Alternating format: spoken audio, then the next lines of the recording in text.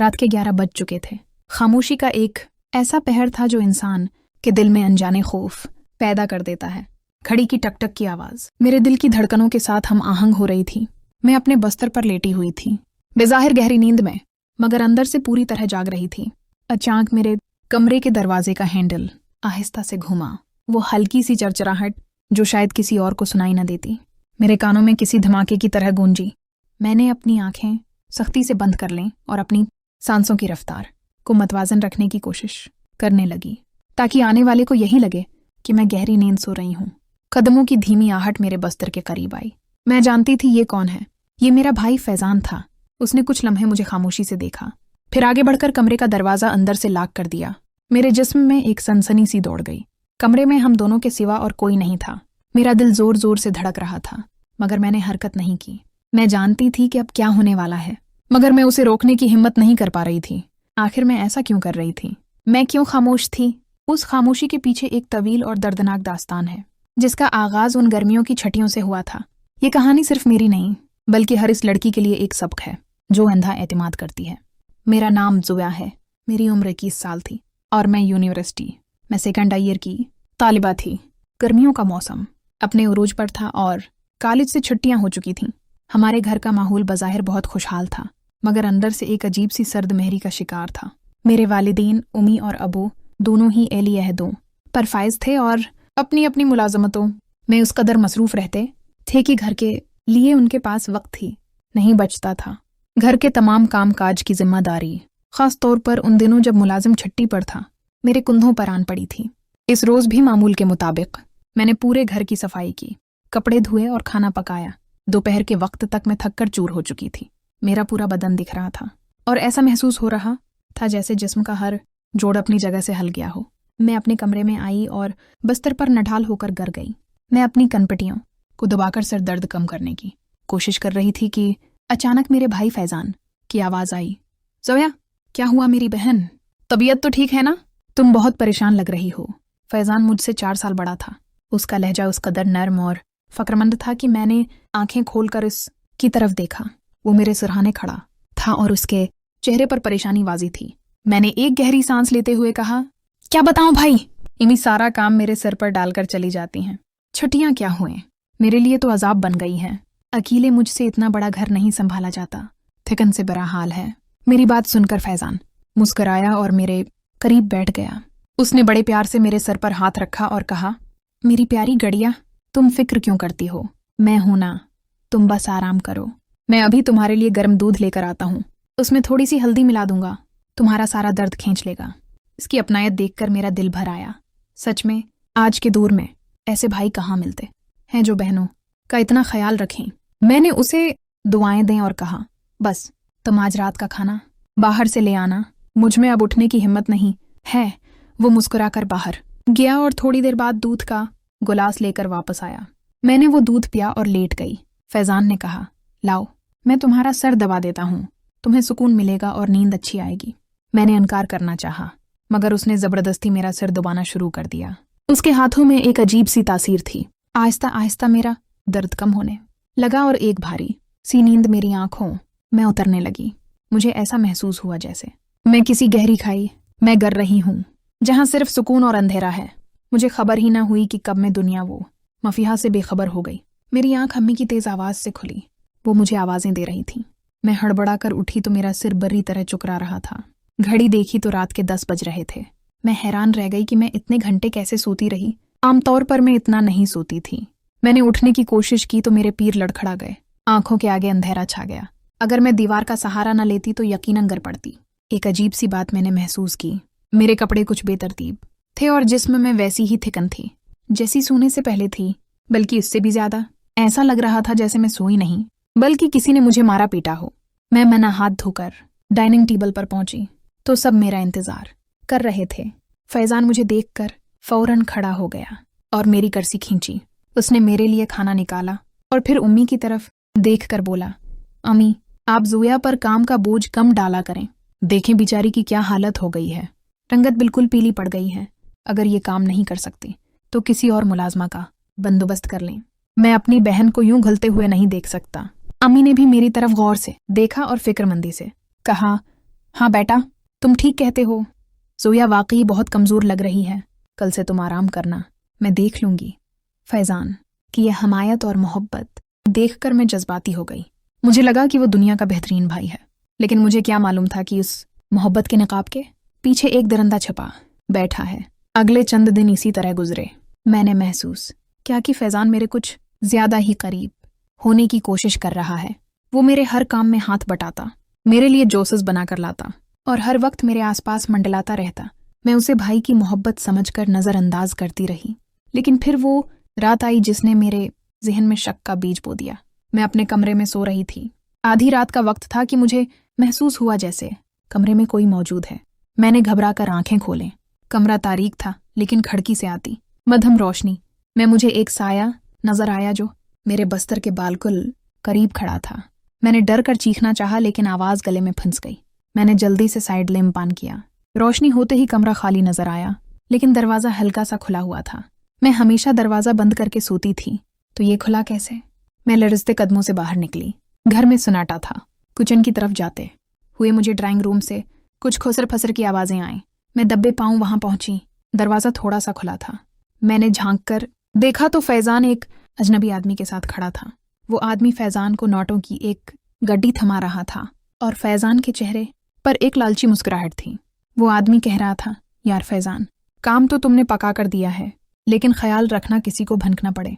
फैज़ान हंसा, अरे तुम फिक्र न करो, वो तो बेहोश पड़ी है, उसे कुछ याद नहीं रहेगा, बस तुम अगली किस्त तैयार रखना। ये सुनते ही मेरे पैरों तले से जमीन निकल गई। मेरा दिमाग चुकरा गया। ये क्या हो रहा था? फैज़ान किस काम के पैसे ले रहा था और कौन बेहोश थी? क्या वो मेरे बारे में बात कर रहे थे? मैं वहीं किचन के दरवाजे के पास जम गई। जब वो आदमी बाहर निकला, मुझे देखकर वो ठिठक गया। फिर एक मानी खीज नजर मुझ पर डालता हुआ चला गया। फैज़ान पीछे मुड़ा तो मुझे देखकर उसके रंग उड़ गए। वो जल्दी से नोट अपनी जेब में छिपाने लगा। मैंने आगे बढ़ कर उसका हाथ पकड़ लिया और कांपती आवाज में पूछा, फैज़ान, ये कौन था और ये पैसे किस बात के थे? तुम क्या छिपा रहे हो मुझसे? फैज़ान ने नजरें चराते हुए कहा, अरे जोया, तुम कब उठे? वो तो बस पापा के एक दोस्त थे, पुराना कर्ज वापस करने आए थे। मैंने सोचा पापा को सरप्राइज दूंगा। तुम प्लीज पापा को मत बताना। उसका झूठ साफ पकड़ा जा रहा था। मैंने सख्ती से कहा, मुझसे झूठ मत बोलो फैज़ान, मैं बची नहीं हूं। वो आदमी तुम्हारे बारे में क्या कह रहा था? फैज़ान का चेहरा गुस्से से तमतमा उठा। उसने मेरा हाथ झटका और बोला, तुम हद से बढ़ रही हो जोया, जाओ जाकर अपना काम करो। मर्दों के मामलात में टांग उड़ाने की जरूरत नहीं है। इस रात में खौफ के मारे अपने कमरे का दरवाजा लाक करके सोई, लेकिन अगली सुबह जो हुआ उसने मेरे सब्र का पैमाना लबरेज कर दिया। फैज़ान अपने 3 दोस्तों को लेकर घर आ गया। मैं बावर्ची खाने में थी, दुपट्टा उतारा हुआ था। वो लोग सीधा लाउंज में आ गए, जहां से किचन साफ नजर आता था। इन लड़कों की नजरें मुझ पर आवारा कतों की तरह जमी हुई थी। मैंने जल्दी से दुपट्टा ओढ़ा और फैज़ान को इशारा करके अंदर बुलाया। ये तुम किन लोगों को घर ले आए हो? उम्मी अबू घर पर नहीं है और तुम गैर मर्दों को अंदर ले आए? तुम्हें शर्म नहीं आती? मैंने गुस्से से कहा। फैज़ान ने ढिठाई से कहा, ये मेरा भी घर है, मेरे दोस्त हैं, जहां चाहें बैठेंगे। तुम जाओ और उनके लिए चाय और खाना बनाओ, और हाँ, खाना देने तुम खुद बाहर आओगी। मैं अंदर से कांप रही थी, लेकिन मजबूर थी। मैंने खाना बनाया और टेबल पर लगाने लगी। वो लड़के मुझे इस तरह घूर रहे थे जैसे मुझे कचा चबा जाएंगे। उनकी आंखों में होश और दरंदगी साफ नजर आ रही थी। मैं भागकर अपने कमरे में गई और दरवाजा बंद करके रोने लगी। मुझे यकीन हो गया था कि कुछ बहुत गलत हो रहा है। अगले कुछ दिनों में मेरी तबीयत मजीद बिगड़ने लगी। मुझे हर वक्त चक्राते, अल्टियां होते और कमजोरी महसूस होती। उम्मी ने मेरी हालत देखी तो परेशान हो गई। उन्होंने फैसला क्या कि वो छट्टी लेकर मुझे डॉक्टर के पास ले जाएंगी। डॉक्टर ने मायना किया और कुछ टेस्ट लिख कर दिए। जब रिपोर्ट्स आए तो डॉक्टर ने उम्मी को सायड पर ले जाकर कुछ कहा, जिससे अम्मी के चेहरे का रंग उड़ गया। घर आकर उम्मी ने मुझसे पूछा, जोया, सच सच बताओ, क्या तुम्हारे साथ कुछ गलत हुआ है? रिपोर्ट्स बता रही हैं कि तुम उम्मीद से हो। ये सुनते ही मुझे लगा जैसे आसमान सिर पर गिर पड़ा हो। मैं चीख पड़ी, नहीं अम्मी, ये झूठ है। मैंने तो आज तक किसी गैर मुहर्रम को हाथ तक नहीं लगाने दिया।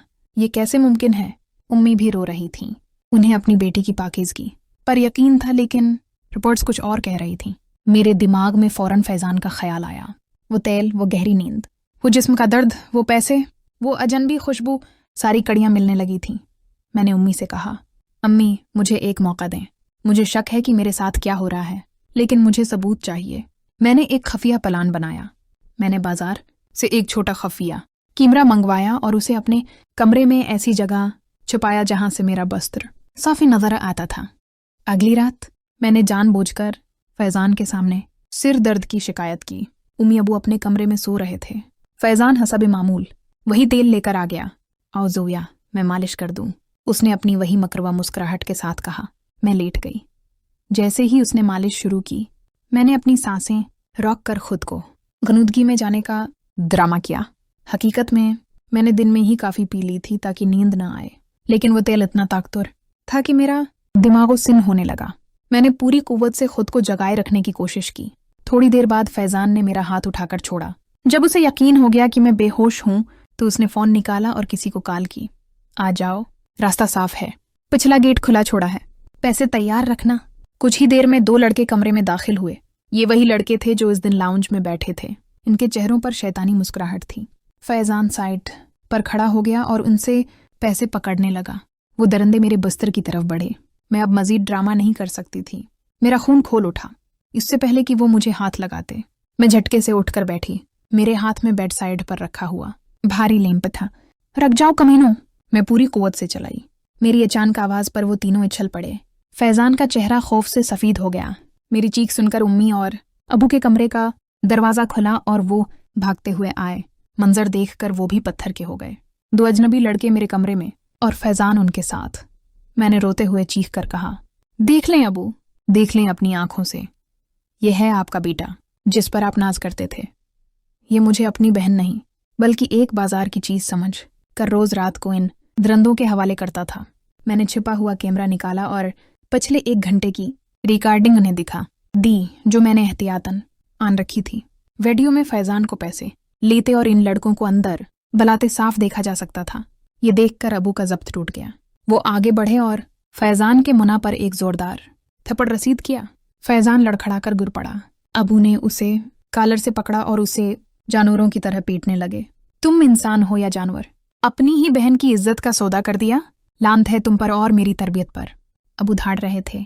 फैजान ने अपने बचाव की कोशिश करते हुए वो बात कह दी जिसने मेरे वजूद को रेजा रेजा कर दिया। कैसी बहन? कौन सी बहन? ये मेरी सगी बहन थोड़ी है, ये तो मेरी सौतीली बहन है। उम्मी ने आपसे शादी की तो ये साथ आई थी। मेरा उससे खून का कोई रिश्ता नहीं है। मुझे पैसों की जरूरत थी, मुझे अपना कर्ज उतारना था और ये लोग लाखों देने को तैयार थे, तो मैंने फायदा उठा लिया। कमरे में मौत का सा सुकून छा गया। उम्मी जमीन पर गर कर फूट फूट कर रोने लगे। तो ये वजह थी। फैजान मेरी माँ की पहली शादी से नहीं था, बल्कि वो अबू की पहली बीवी का बेटा था और मैं उम्मी की पहली शादी से थी। हम दोनों सौतीले थे, लेकिन हमने हमेशा उसे सगे भाइयों से बढ़कर चाहा। मगर उसके दिल में मेरे लिए सिर्फ नफरत और होश थी। उसने रिश्ते के तकद्दुस को पामाल कर दिया था। पुलिस को बुलाया गया। फैजान और उसके दोस्तों को गिरफ्तार कर लिया गया। वो गड़गड़ाता रहा, माफिया मांगता रहा, लेकिन अब बहुत देर हो चुकी थी। अबू ने उसे घर से और अपनी जिंदगी से हमेशा के लिए निकाल दिया। इस वाकये ने मुझे तोड़कर रख दिया। मैं कई महीनों तक डिप्रेशन में रही। मेरा इस्कात हमल करवाया गया, जिसकी तकलीफ जिस्मानी से ज्यादा रूहानी थी। लेकिन वक्त सबसे बड़ा मिरहम है। आहिस्ता आहिस्ता मैं संभल गई। मेरे वालिदैन ने मेरा बहुत साथ दिया और मुझे दोबारा जीने का हौसला दिया। आज मैं ये कहानी इसलिए सीना रही हूं कि आप सब होशियार रहें। शैतान हमारे घरों के अंदर भी मौजूद हो सकता है। खुदारा इंधा एतमाद मुत करें, चाहे वो कितना ही करीबी रिश्तेदार क्यों ना हो। अगर आपको किसी के छूने में, देखने में या रवैये में जरा भी गलत महसूस हो तो अपनी छठी हिस्स पर भरोसा करें। खामोश मत रहें, आवाज उठाएं, क्योंकि आपकी खामोशी किसी दरंदे की ताकत बन सकती है। अपनी बेटियों और बहनों को ये सिखाएं कि नहीं कैसे कहना है, और वालिदैन से गुजारिश है कि अपने बच्चों से इतने दौर ना हो जाएं कि इन्हें अपनी बर्बादी का किस्सा सुनाने के लिए भी कैमरे का सहारा लेना पड़े। होशियार रहें, महफूज रहें।